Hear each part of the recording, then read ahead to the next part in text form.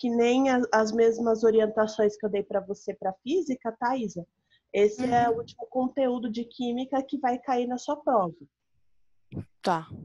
Então, vou passar também a lista de exercícios de revisão para a gente estar fazendo. Daí, na quarta-feira que vem, a gente vai corrigir ela e vai tirar todas as nossas dúvidas para daí estar fazendo a nossa prova na semana do dia 1º. Beleza. A lição de física é para ler o módulo 22, certo? Isso, a que eu passei aí eu vou passar uma lista de revisão para você me entregar na semana que vem. A dessa semana beleza. é isso mesmo. Beleza? Tranquilo. Tá bom, então. Então, eu vou começar aqui.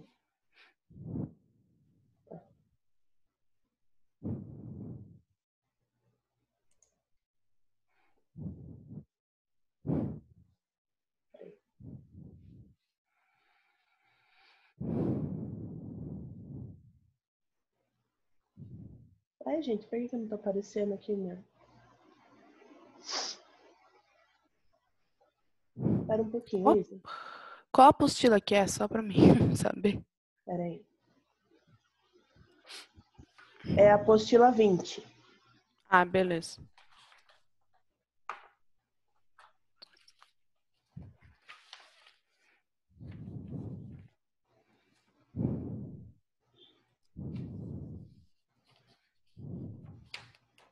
Ué, por que eu não tô conseguindo compartilhar a tela? Espera só um pouquinho. Você tá vendo minha apostila agora? Tô.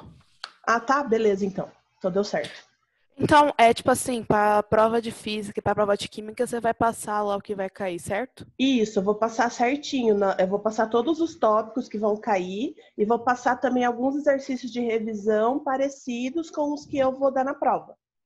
Beleza. Beleza? Então, aqui é a nossa aula de química hoje. A gente está aqui no módulo 20, que é a apostila de compostos orgânicos oxigenados, parte 1. Então, hoje, o nosso capítulo vai ser os capítulos 2 e 3, que eu vou falar sobre os fenóis e os aldeídos. Então, começando pelos fenóis. O fenol, ele é uma função orgânica e ele é caracterizado por uma hidroxila, ou seja, ele tem um grupo OH que vai estar ligado num anel aromático. Aqui, o que acontecia? Na década de 1860, nos procedimentos médicos, muitos pacientes acabavam morrendo em consequência de infecções. Então, o índice de morte por infecções durante uma cirurgia era muito alta. Daí, o que aconteceu? Tinha o Pasteur, que eu acho que você já conheceu ele na biologia, que no artigo dele, Pasteur defendia que existiam micro-organismos, os quais não podiam ser vistos pelo olho humano. E eles estavam em toda parte e, naquela época, eles podiam ser eliminados por fervura. Então, como naquela época, quando o micro-organismo já atacava o corpo humano, não era possível utilizar a fervura para tratar os pacientes, então foi encontrada uma outra maneira de eliminar os micro-organismos empregando o ácido carbólico. O ácido carbólico nada mais é do que o fenol. Então, o fenol ele tem um aspecto oleoso, ele é obtido naturalmente na destilação de uma matéria-prima que a gente chama de alcatrão, que é um tipo de carvão mineral, e esse alcatrão, ele é a principal fonte dos nossos compostos aromáticos, inclusive o fenol. Ah, beleza. Então, quando começaram a utilizar esse fenol como antisséptico nas cirurgias, ou seja, para não ter micro-organismos durante esses procedimentos, acabou-se tendo excelentes resultados, o que levou-se na época o Lister a empenhar como principal constituinte dessa mistura o fenol. O fenol, na sua forma pura, ele é uns cristalzinhos brancos, bem semelhante ao sal de cozinha. Então, o fenol permitiu pela primeira vez que naquela época as cirurgias elas fossem realizadas em condições assépticas, ou seja, em condições mais higiênicas, reduzindo os riscos de infecções que muitas vezes acabavam matando o paciente naquela época. Nossa. Então, atualmente, o fenol ele é empregado como antisséptico, só que ele tem um porém, ele é um pouco danoso à pele e é um pouco tóxico. No entanto, a gente tem outros compostos químicos que é conhecido como cresol, que ainda também são empregados para esse fim asséptico, certo? Aí a gente tem aqui cresol e fenol. Qual que é a diferença? O fenol, ele é o primeiro aqui, ó. Ele é a substância mais simples. Ele tem um OH ligado diretamente a um anel benzênico. Todos os outros três aqui são exemplos de cresóis. Qual que é a diferença que a gente consegue notar na estrutura deles? Eles têm mais um grupo CH3 aqui, ó. Eles são mais ramificados. Então, esse mais simples é o fenol e esses outros três aqui, eles são cresóis. Mas para ser fenol, tanto faz a posição que o OH está, se ele está para cima, se ele está para baixo? Tanto faz a posição. O único requisito é que o grupo H tem que estar ligado direto no anel. Ah, beleza. Não importa se ele esteja para cima, se ele esteja para baixo, só estar ligado direto no anel já é considerado um fenol. Ah, tá bom. Ok? Uhum.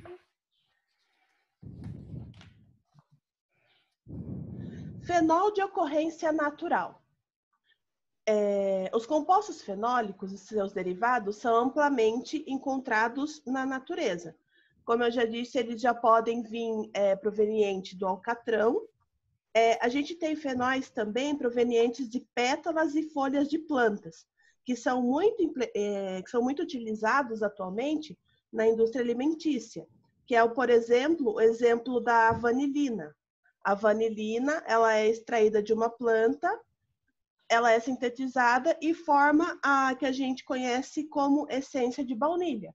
E essa essência de baunilha, a gente sabe que é muito empregada na indústria alimentícia, para fazer doce, para fazer bolo, enfim. E também a gente tem um exemplo do timol. O timol, que é também extraído da natureza, que é o que a gente conhece como o tomilho, que é também um tempero muito conhecido, que é utilizado na comida, na indústria. Então, entre eles aqui, ó, destacam-se o eugenol, o isogenol e a vanilina, que eu falei para você, que é responsável pelo aroma agradável de cravo da Índia, de noz moscada e da baunilha, respectivamente. Então, em virtude desse aroma agradável que esses compostos têm, eles são muito utilizados também, além da indústria alimentícia, eles são muito utilizados na perfumaria, né? No ramo cosmético.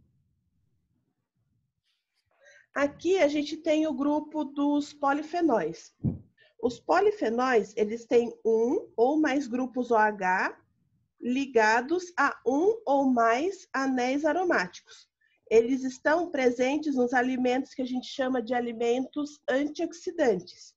E eles, como a gente já ouviu falar bastante, né, a gente vê na mídia esses exemplos de antioxidantes, para a gente é bom para a pele, previne câncer e tem vários benefícios aí que vêm sendo estudados, né, para o nosso corpo. Então, esses polifenóis, eles podem ter 2 grupos OH e eles também podem ter 2 anéis aromáticos. Então, como eu disse, essas substâncias elas têm propriedades antioxidantes e elas estão presentes em vários alimentos, bebidas, principalmente na uva e seus derivados. Então, o resveratrol, por exemplo, que é essa molécula aqui, ela é encontrada principalmente na semente e nas cascas das uvas. E pesquisas têm mostrado que essas substâncias elas auxiliam a retardar o envelhecimento das células dos seres vivos. Então, esse não é o álcool, esse é a uva em si? Esse resveratrol é um antioxidante que está presente na casca e na semente das uvas. Ah, tá. Ele é um tipo de fenol, na verdade, ele é um polifenol, que ele tem a principal característica, a propriedade antioxidante. Ele está presente principalmente na semente e na casca da uva. E outra coisa que eu ia perguntar, a vanilina, ela é a mesma daquela... Como que é o nome? Porque tem aquele, tipo, negócio comprido, né? Onde tem tem pessoas que vai fazer doce, aí é uma folha, e você tira a parte de cima, e ali tá a baunilha, acho. Não é a mesma coisa, ou é a mesma coisa? Não, fale para mim de novo, não entendi sua pergunta. É que pra você ter a baunilha, tem a fava da baunilha, certo? Ah, tá, entendi o que você quer dizer. E isso aqui, a vanilina, não é essa fava da baunilha, é tipo um extrato. Ah, Não é uma baunilha de caráter da fava, igual você está perguntando. Essa vanilina é como se fosse o extrato da baunilha.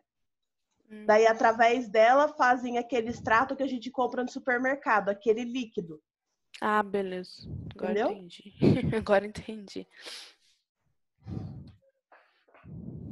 Aqui a gente tem a síntese do fenol a partir do cumeno. O cumeno, ele é um hidrocarboneto aromático, tá?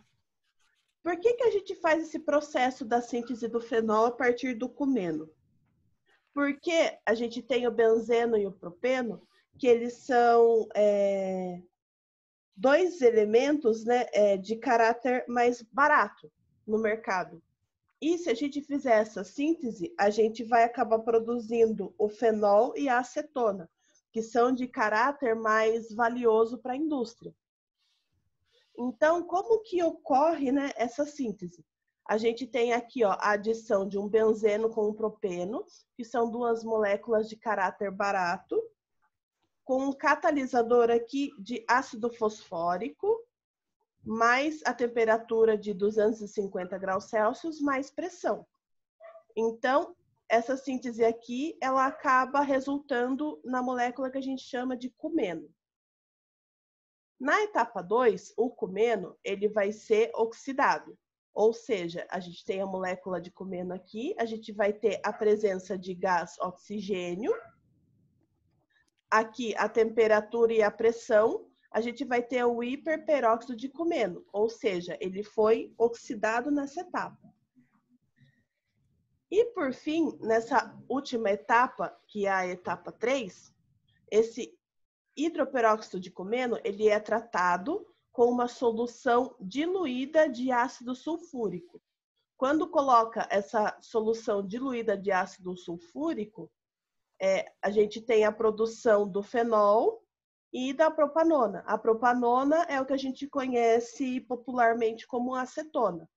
Então, quando acontece todas essas sínteses, a gente acaba tendo o fenol e a propanona, que são de caráteres mais valiosos para a indústria. Então, aqui, ó, essa reação ela é bastante aplicada na indústria, pois utiliza matérias de baixo custo para produzir o fenol e a propanona, que são de valor econômico bastante superior. Aqui a gente tem as propriedades físico-químicas dos fenóis. Então, nas fórmulas estruturais mostradas anteriormente, a gente consegue observar que os fenóis têm em comum a presença do grupo hidroxi. O grupo hidroxi é o grupo OH. Porém, diferentemente do que ocorre nos álcools, nos fenóis o grupo está ligado diretamente no anel, o que caracteriza um composto aromático. Aqui, ó, vem a pergunta que você fez para mim no começo da apostila. O OH, ó, tá vendo? Ele pode estar em várias posições, não necessariamente só em cima. Todos eles são fenóis. Não importa a posição do OH, desde que ele esteja ligado diretamente no anel. Então, de forma simplificada, a gente consegue representar o grupo funcional na forma AR ligado ao OH. O AR, ele vai representar um anel benzênico, um grupo aromático. Então, aqui a gente tem um exemplo do 3-metilfenol, do 2-naftol e do resveratrol. Que a gente consegue notar, a gente vai ver um pouquinho, umas 2 páginas para frente, como que a gente dá a nomenclatura desses compostos, mas a gente já consegue observar aí a semelhança na terminação em ol, né?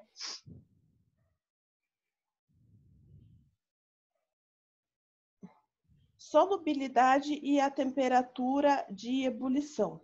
O fenol, ele tem uma temperatura de ebulição elevada.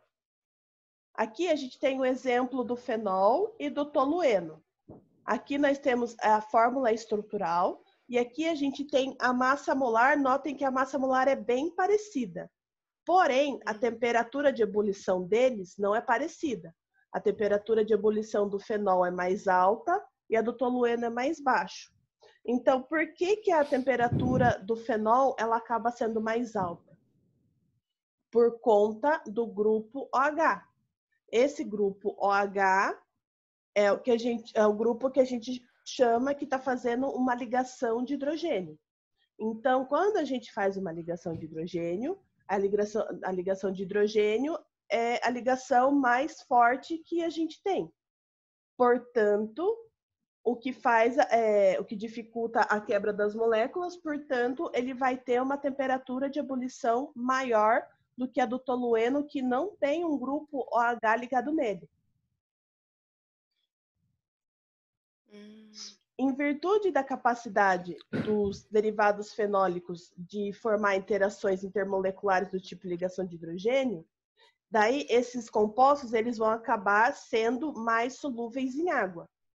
Eles têm a temperatura de ebulição maior, porém, ele vai acabar sendo mais solúvel em água.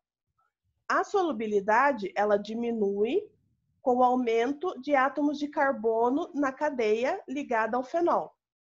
Ou seja, quanto mais longa for a cadeia, quer dizer que a solubilidade ela vai diminuir.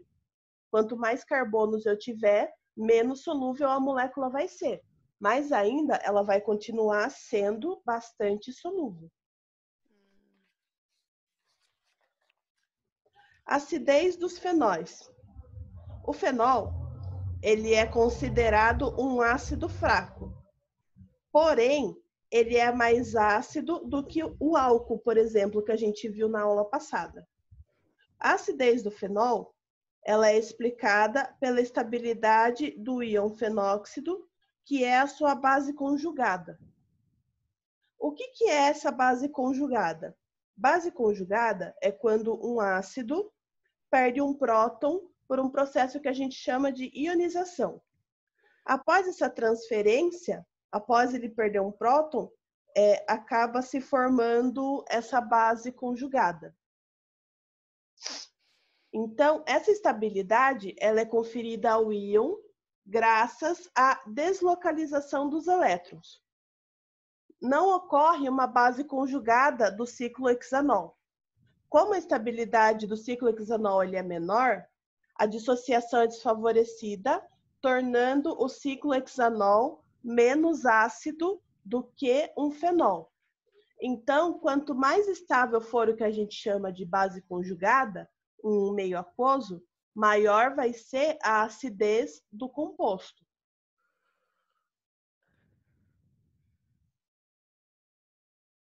Aqui a gente tem um exemplo bem comum sobre a oxidação de compostos fenólicos. Então, algumas frutas, elas escurecem depois que a gente é cortada, como é o caso clássico aí da maçã. Por que isso ocorre?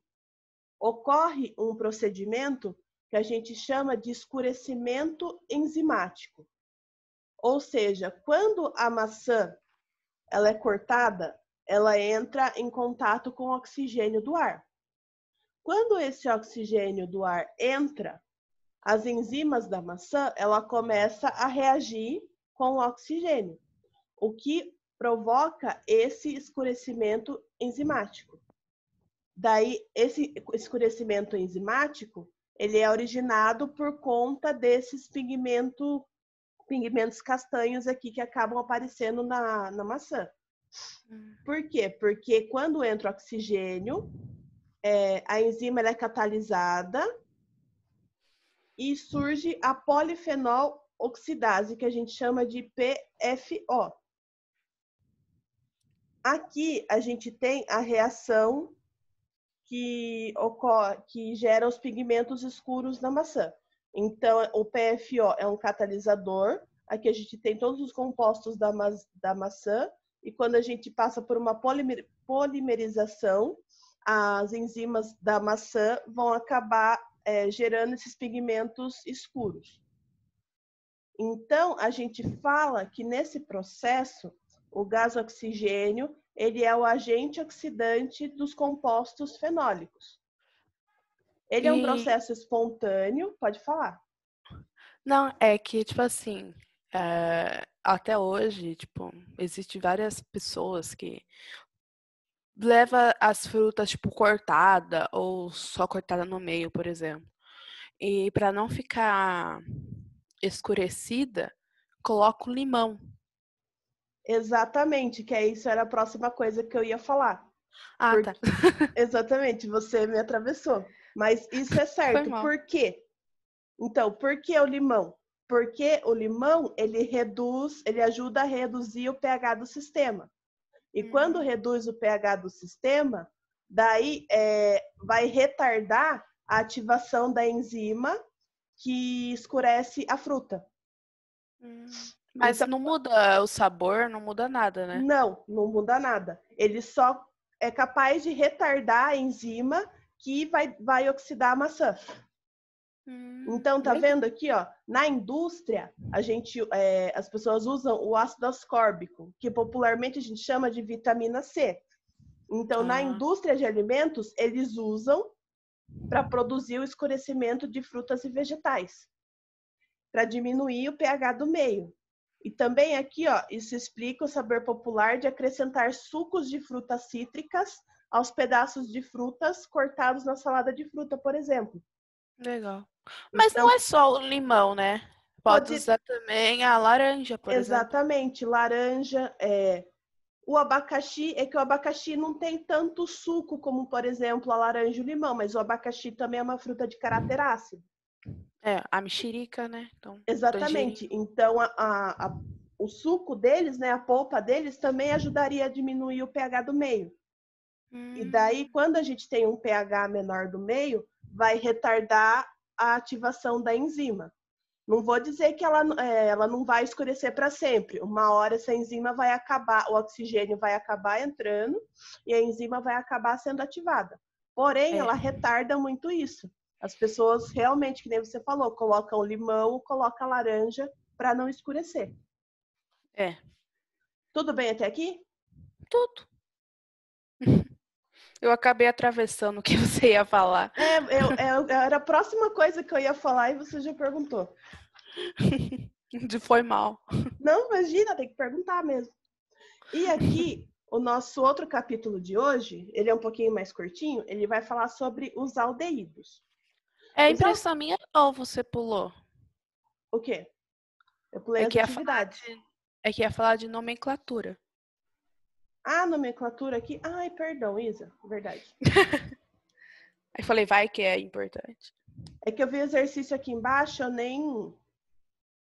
Mas a nomenclatura também, ela é bem semelhante com a nomenclatura de todos os compostos, todos os hidrocarbonetos que a gente já viu.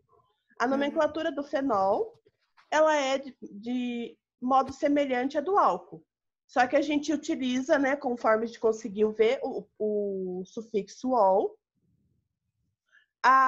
O anel aromático vai ser sempre a nossa cadeia principal. E a gente vai começar a numerar a partir do primeiro substituinte. Lembrando que o primeiro substituinte, em geral, a gente coloca o OH. Então, por exemplo, aqui a gente tem um grupo OH e um grupo CH3. Então, de qual deles eu vou começar a numerar? Eu começo a numerar do grupo OH, depois eu continuo de forma que a próxima ramificação seja o menor número possível, ok? Uhum. Observe o caso aqui, ó. OH está no primeiro, o CH3 está aqui no 2. Aqui, ó, o OH está no primeiro. Aqui é 1, 2, 3, 4, 1, 2, 3, 4. Aqui, no caso, tanto ia fazer. Ia ficar no número 4 da mesma forma. Então, sempre começar pelo grupo OH. Aqui a gente tem 2 grupos OH, também não faz diferença se quisesse começar do de baixo, ia dar na mesma. E sempre começar do grupo OH, depois para a próxima ramificação, fique mais perto. Legal. Aí aqui é só colocar o nome dos compostos, né? Lembrando sempre de separar pelo número e traço e sempre colocar em ordem alfabética, tá? Isso é importante. Uhum. Não é por ordem da numeração, é por ordem sempre alfabética. Ok? Ok. Bem simples. Agora aqui que a gente vai conversar sobre os aldeídos. Os aldeídos, eles são os compostos que apresentam o grupo carbonila na extremidade da cadeia. O grupo carbonila é esse C-O aqui. Então, isso é uma carbonila e isso é uma característica dos aldeídos. Aqui é sobre a combustão incompleta do etanol. O etanol, como a gente já sabe, ele é um dos combustíveis mais consumidos no Brasil e ele é produzido aqui principalmente através da cana-de-açúcar. Então, quando a gente tem a combustão completa do etanol, a gente tem a liberação de gás carbônico mais água. Porém, nos motores de automóveis, a combustão ela acaba nem sempre sendo completa. O etanol hidratado, ou seja, o etanol que possui água, ele é usado como combustível. Embora ele libere menos gás carbônico por mol, comparado à combustão da gasolina ou do diesel, ele acaba emitindo outros poluentes, como os aldeídos. Os principais deles são o metanal e o etanal. Esses aldeídos, eles causam irritações nas mucosas, por exemplo, nos olhos, nos narizes e nas nossas vias respiratórias. Então, também os aldeídos, eles são compostos potencialmente carcinogênicos, ou seja, eles são compostos que eles podem acabar causando câncer. Então, tipo, os aldeínos sempre vão ser aqueles que... Aldeídos. Aldeídos. Eles sempre vão ser aqueles que podem fazer uma combustão, por exemplo, que são base de uma combustão?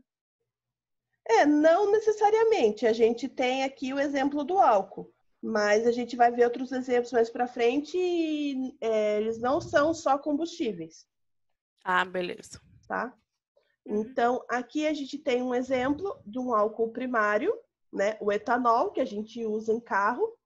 Aqui tem a oxidação desse etanol, o que vai acabar gerando um etanol. Então, notem que a gente tem a produção da água. Ele também libera água, só que ele também acaba liberando essa molécula de etanol. E essa molécula de etanol é a molécula, que nem eu falei, que causa irritação, que é um pouco nociva a nós seres humanos. Então, aqui a gente tem uma tabela de emissão de aldeídos no Brasil. Depois vocês podem dar uma olhada com calma.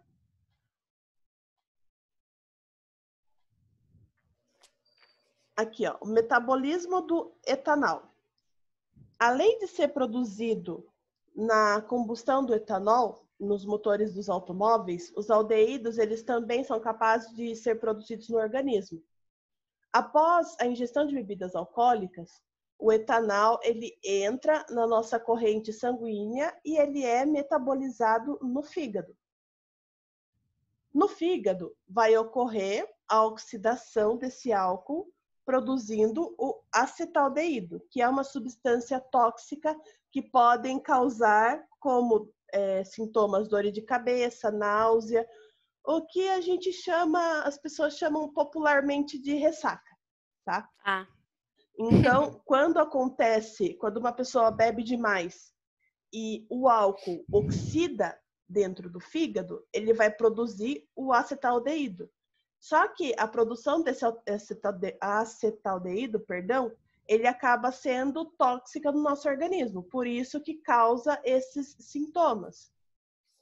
Então, no organismo, essa reação ela vai ser catalisada pela enzima que a gente chama de ADH, que é um álcool desidrogenase. Em seguida, esse acetaldeído ele é oxidado e dá origem ao ácido acético. Essa segunda reação ela vai ser catalisada por uma enzima de ALDH2 e, por fim, esse ácido acético ele vai se decompor em água, dióxido de carbono e vai ser eliminado na urina ou pela nossa respiração, respectivamente. Então, notem quando uma pessoa bebe, olha o tanto de processo que o nosso corpo humano tem que fazer para acabar liberando todo esse álcool. Sabe o que eu ia falar? No outro capítulo, nós estávamos falando sobre o que tem na casca da uva, certo? Que certo. Que é o nome? Esqueci. Calma. O fenol. O fenol. Aí, agora estão falando sobre o etanol. Certo. Que ele é o que faz o álcool, por exemplo, da cerveja, do vinho. Não. O etanol, por exemplo, ele é obtido da síntese de um álcool primário. Mas ele não é um álcool, ele é um aldeído. Ele tem outra função. Ah. Tá? Então, o aldeído, ele acaba sendo, um dos aldeídos, ele acaba sendo feito a partir do etanol. Mas não tem nada a ver com o bebida alcoólica, tá? O aldeído, que a gente colocou aqui, ele é responsável no nosso corpo por expulsar o álcool do nosso corpo. Entendeu? Então ele ajuda a expulsar o álcool do corpo. Exatamente. Isso falando no metabolismo, né? Ele vai ter outras funções também que a gente vai ver aqui ao longo do capítulo. Então, a fonte natural do aldeído, eles eram usados para diversas finalidades. Eles também tinham, igual os fenóis, por exemplo, como melhorar o sabor e o aroma e também aumentar o tempo de conservação de certos alimentos. Então, alguns deles também eram utilizados na prevenção e tratamento de doenças que apresentavam algumas propriedades medicinais. Então, entre as fontes naturais dos aldeídos, tinham 4 especiarias que elas eram muito valorizadas na época, que era a pimenta do reino, o cravo da Índia, a canela e a noz moscada.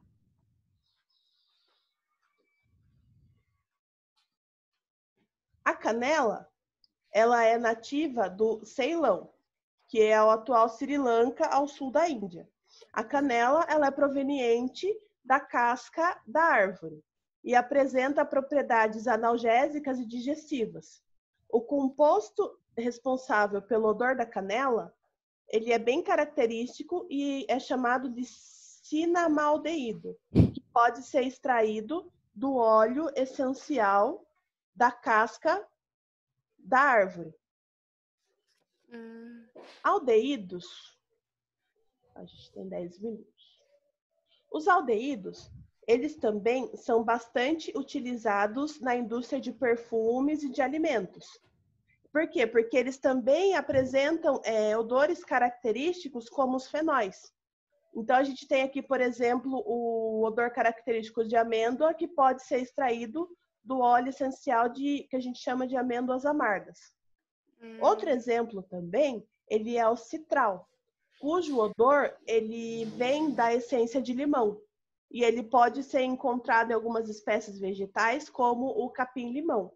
Então, os aldeídos, né, além de ajudar o nosso corpo a colocar o álcool para fora, eles também são muito empregados na indústria, como os fenóis. Então, tá vendo? Eles podem ser também empregados tanto na indústria de alimentos, quanto também nas indústrias de cosméticos, por conta dessa propriedade, desses odores característicos que eles têm.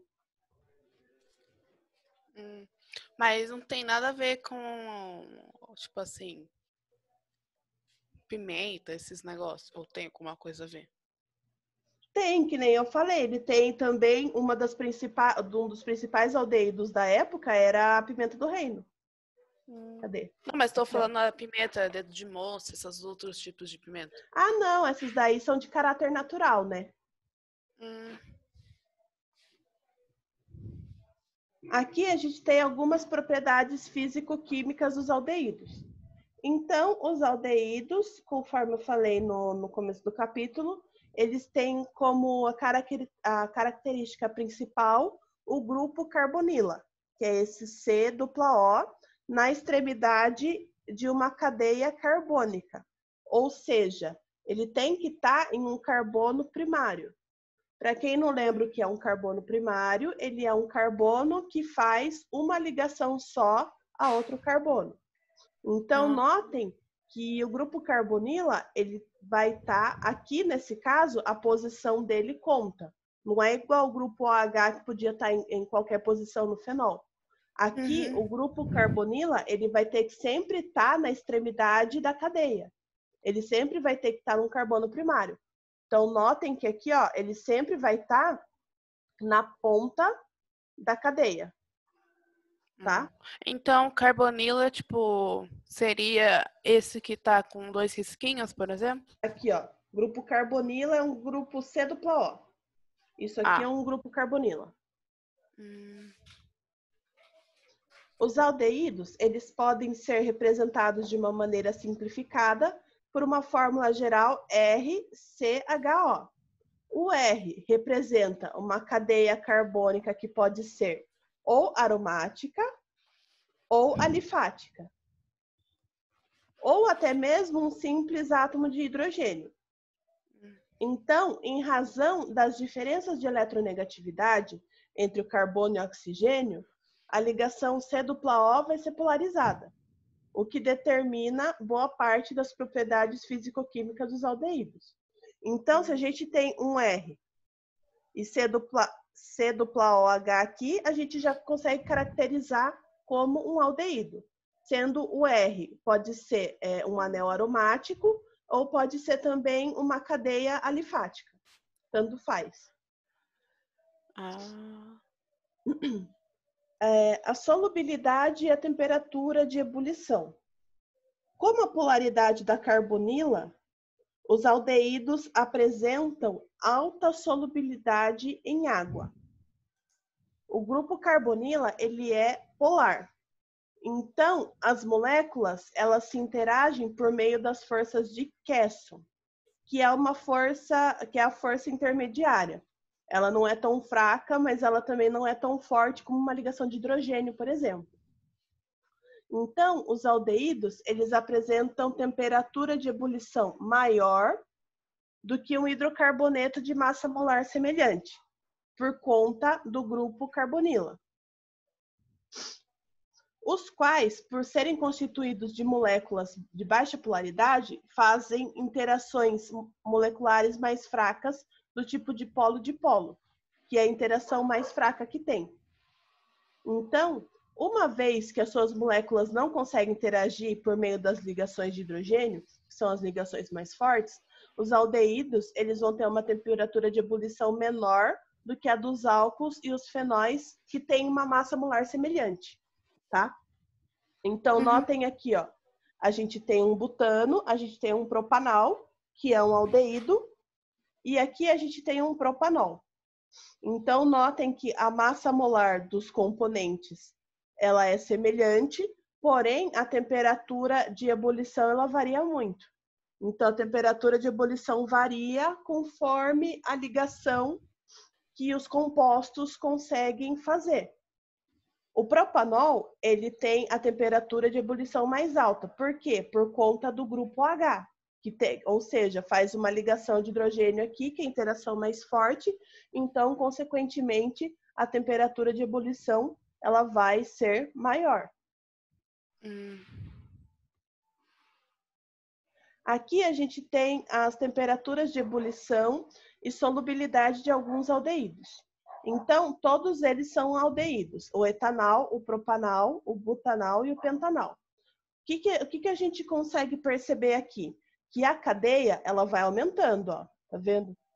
Aqui a cadeia vai aumentando, então a minha temperatura de ebulição ela também aumenta de acordo com a cadeia, porém a solubilidade em água ela vai diminuindo, porque quanto mais carbonos tiver na minha cadeia, menos solúvel vai ficar.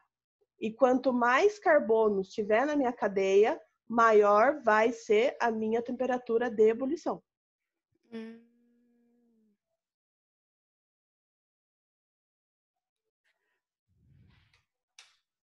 As reações químicas dos aldeídos. Basicamente, um aldeído ele passa por uma reação e ele acaba virando um álcool primário. Então, os aldeídos eles podem ser obtidos por meio da oxidação de álcools primários nos motores dos automóveis, ou por meio também, como a gente viu, de enzimas no organismo. Assim, em condições adequadas, as reações de óxido-redução ocorre a redução desses compostos e acabam produzindo álcools primários correspondentes. Então, aqui a gente tem o propanal líquido e aqui a gente tem um hidrogênio. Então, quando acontece uma reação aqui entre os dois, acaba gerando um propanol, ou seja, acaba gerando um álcool primário. Então, da mesma forma que um álcool primário ele pode se degradar para formar um propanal junto com o hidrogênio, a gente acaba tendo a reação inversa. Então, a gente acaba gerando também de volta um álcool primário. E por último, a nomenclatura deles, antes que o nosso tempo acabe, que já deu menos de 10 minutos aqui para mim. Então, a nomenclatura dos aldeídos, eles são conhecidos por nomes não muito sistemáticos, em vista das aplicações industriais. Então, aqui, ó, por exemplo, a forma que a gente dá a nomenclatura é a mesma, tá? A gente vai achar a cadeia mais longa, vai começar a numerar pelas principais ramificações. É o mesmo esquema. Aqui a gente tem um metanal. O metanal é o que a gente chama de nomenclatura sistemática. Por exemplo, num exercício, eu vou dar a molécula para vocês, essa molécula, vocês têm que falar que ela é um metanal. Porém, a gente tem a nomenclatura alternativa, que é um formaldeído ou um aldeído fórmico, ou o que a gente chama também popularmente como formol. O formol, ele é um agente, para quem não conhece, ele é um agente conservante de tecidos biológicos e também de produtos cosméticos. Tem aquela velha expressão, né, que você fala para a pessoa, nossa, né, ela dorme no formol, que é quando a pessoa não envelhece, né? Então, o formol ele é um conservante muito utilizado na indústria. Então, o formol é o que a gente denomina uma nomenclatura alternativa. E o metanal é a nomenclatura sistemática. Aqui, a gente tem o caso do etanal. O etanal é um acetaldeído ou um aldeído acético. E ele é uma matéria-prima utilizada na indústria de pesticidas e também utilizado na indústria de medicamentos.